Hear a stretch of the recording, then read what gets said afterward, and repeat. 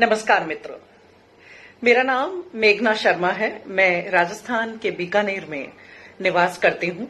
मूलतः हमारा परिवार उत्तर प्रदेश से बिलोंग करता है, लेकिन अपनी सरकारी नौकरी के चलते मैं यहाँ सेटल हुई हूँ। सबसे पहले तो आपके साथ ये शेयर करना चाहूंगी कि मैं क्या काम करती हूँ, वो आपको बताऊं और उसके बाद अपना रचना पाठ आरंभ करूंगी। मैं बीकानेर के महाराजा गंगा सिंह विश्वविद्यालय में इतिहास विषय की व्याख्याता हूं और उसके साथ ही मेरे पास अतिरिक्त प्रभार है सेंटर फॉर वुमेन स्टडीज का, जिसकी मैं डायरेक्टर हूं। और एक विभाग यूनिवर्सिटी ने खोला है, राजस्थानी विभाग, जो कि एसएफएस में यहां संचालित किया जा रहा है। उस पाठ्यक्रम की मैं प्रभारी भी हूं। उसके अलावा मुझे जब भी समय मिलता है तो मैं कोशिश करती हूं कि कुछ समाज सेवा करूं, उन महिलाओं को आगे लाऊं जो महिलाएं अपने क्षेत्र में कुछ करने की ताकत रखती हैं, हिम्मत रखती हैं, लेकिन वो अपने घर परिवार की बेड़ियों से निकलकर बाहर नहीं आ पाई हैं। उन्हें खींच कर लाने का प्रयास मेरा रहता है, उन्हें प्रोत्साहित करने का प्रयास मेरा रहता है। कुछ आर्थिक रूप से कमजोर महिलाएं रहती हैं, उनके लिए भी काम करना मैं कोशिश करती हूं कि कुछ अपनी तरफ से योगदान दे सकूं। हालांकि ये बातें बताने की नहीं होती, लेकिन चूंकि बहुत सी बहनें होंगी जो मुझे जानती नहीं होंगी, मेरा बैकग्राउंड उनके लिए बिल्कुल अनजान होगा, इसलिए मैं शेयर कर रही हूं कि मुख्यतः स्त्री सशक्तिकरण के मुद्दे पर मैं काम करना पसंद करती हूं और पिछले 20 वर्षों से इस विषय पर लिख भी रही हूं और काम भी कर रही हूं। अब अगली बात, मेरी बधाई और मेरी शुभकामनाएं अर्पणा जी के लिए। अर्पणा जी एक बहुत स्थापित नाम है साहित्य के क्षेत्र में, जिन्होंने हिम्मत की है एक पत्रिका निकालने की। मैं आपके साथ शेयर करूं कि आज के दौर में एक पत्रिका निकालना, समाचार पत्र निकालना, पाक्षिक निकालना कितना मुश्किल हुआ करता है, क्योंकि अच्छी रचनाओं का बहुत अभाव है। दोस्तों, बहनों, मैं आपके साथ ये शेयर करना चाहूंगी कि चूंकि फेसबुक आज एक व्यक्ति को अपने अखबार के रूप में मिल गया है, तो हर व्यक्ति कोशिश करता है कि वो कुछ भी वहां लिख दे, कुछ भी वहां डाल दे, और इस प्रकार कुकुर मुत्ते की तरह लेखक और लेखिकाएं उभर रहे हैं, जो कि मैं सही नहीं मानती। परिष्कार की आवश्यकता, सुधार की गुंजाइश हमेशा व्यक्ति में होती है और उसे उस बात का ख्याल रखना चाहिए। अर्पणा जी अपनी जिम्मेदारी को बखूबी निभा रही हैं, संपादिका हैं गृहस्वामिनी की।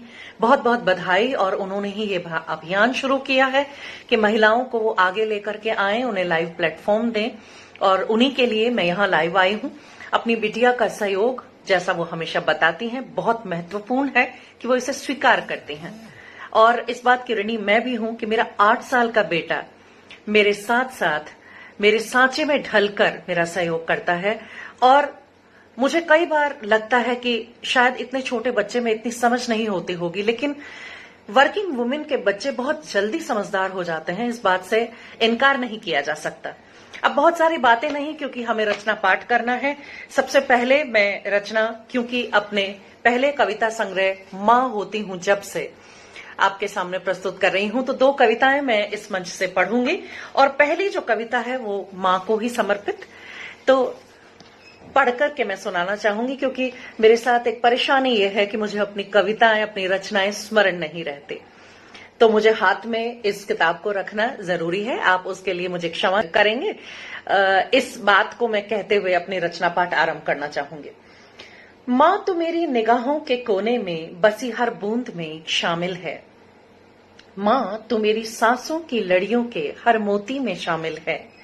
मां तो मेरी पलकों पर सजे ख्वाब उसकी हर दिशा में शामिल है। मां तो मेरी मंजिल के रास्ते में बदलती हर फिजा में शामिल है। मां तो मेरी कामयाबी के हर अर्श के फर्श के पत्थर में शामिल है। मां तो मेरी अंगुलियों से लिखते हर लफ्ज की स्याही में शामिल है। मां तो मेरी नींद के हर सुकून भरे तकिए के रेशमी तार में शामिल है। मां तो मेरी सफल सफर की राह के उठते हर कदम में शामिल है। मां तो मेरी डूबती कश्ती पर मंझधार में साहिल तलाशती पतवार से शामिल है। मां तुम्हारी जिंदगी के हर अंधेरे लम्हे में राह दिखाती नूर बन शामिल है। मां तुम्हारी तूफानी राह में जलता दिया बन शामिल है। मां तुम्हारी टूटती सांस में अपनी सांस जोड़ते शामिल है। मां तू मेरी कलम को खिलौना न समझ, उसके हर निशान में तू शामिल है। मां तू मेरी बात समझ नहीं पाई है, माँ तू मेरी बात समझ नहीं पाई है, न मैं कह पाई हूँ न तू सुन पाई है। तेरी राह से मैं और मेरी राह में तू, जुदा नहीं बन हम सफर शामिल हैं। तो ये कविता थी माँ को समर्पित। और एक और कविता जो छायावादी स्वरूप लिए हुए है आप सभी के समक्ष प्रस्तुत करना चाहूंगी, जिसका विषय है क्रंदन। जब शाम की घनी सिहरन से घनघोर उदासी छा जाती, मजबूर क्षणों की कैद में वहीं कलम हाथ से गिर जाती।